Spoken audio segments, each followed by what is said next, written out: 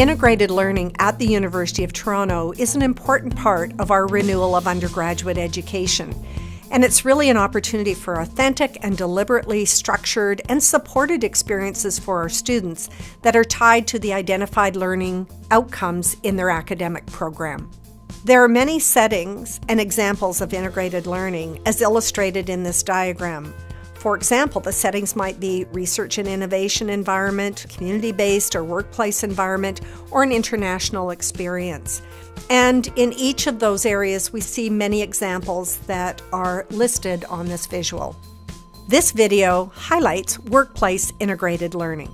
When we think about the attributes of integrated learning, it includes 5 important dimensions: students having an authentic exposure, experiencing things that are purposeful and meaningful, an opportunity to apply their academic course learning outcomes in a range of environments that result in transferable skill development, perhaps, and lastly, that they have an opportunity for the learning to be recognized, so an assessment recognition. And it does involve this cycle of action and reflection on the part of the students.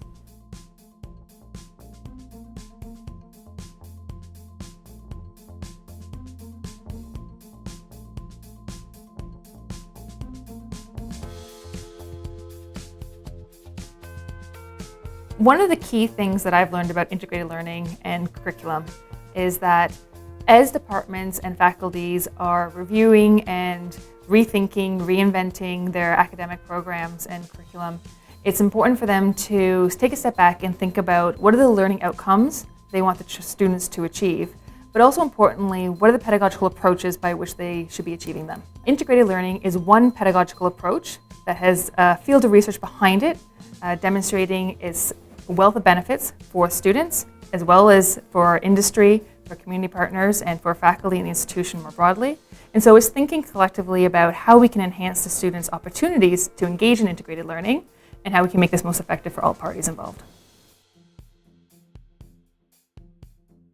It's hands-on learning, but it's more than that. It's hands-on learning where it's the hands-on component is meaningful and substantial. It's related to the curriculum because the purpose of doing the hands-on learning is to deepen an understanding and appreciation of what's being taught in the curriculum by students actually being able to engage in problem solving and having an opportunity to try out the theory in whatever capacity makes sense given the discipline and the context, and then be able to reflect on that and deepen their understanding. Well, I think the reasons we would want to engage students in experiential learning is that it's been shown over time. It's not a new concept. I mean, it comes from the work of John Dewey going back to the 1920s, really. And it has been proven over time to be a very sound pedagogical practice.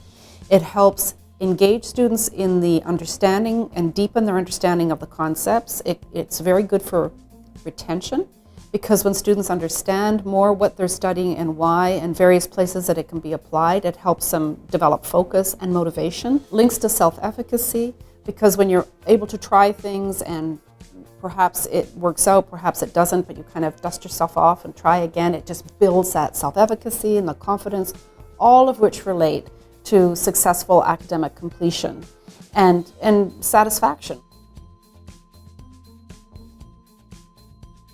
The fundamentals for me are very much the what goes into the pedagogy and the experience. So those would be that the experience is meaningful and substantial, that it is linked to curriculum, that there are learning outcomes which are explicit, that those are assessed, and that there is meaningful and ongoing reflection. Dewey, who talked about, it isn't the experience we're learning from, but it's actually the reflecting on that experience. That's where the learning takes place. And I truly believe that students can go into a workplace and they can learn all kinds of things, but if we don't ask them to think about what it is they did, what they learned from it, and the act of reflecting on their experience is helping them to become much more self-aware. So when you're thinking about implementing integrated learning experiences, some of the key implementation considerations that you have to think through include partnership development. And so that includes development, maintenance, and appreciation of the partners in which you're working with, learning outcomes. And so developing them as a part of the partnership development and as part of the placement descriptions, but also opportunities for the students to develop their own learning outcomes through learning plans when they're actually in the workplace. When students have that kind of transformative learning and they really shift the way they see the world and they see themselves, and they strengthen those capabilities to move in the world in a stronger way, I mean, what more do we want out of a post-secondary, any kind of education, but post-secondary?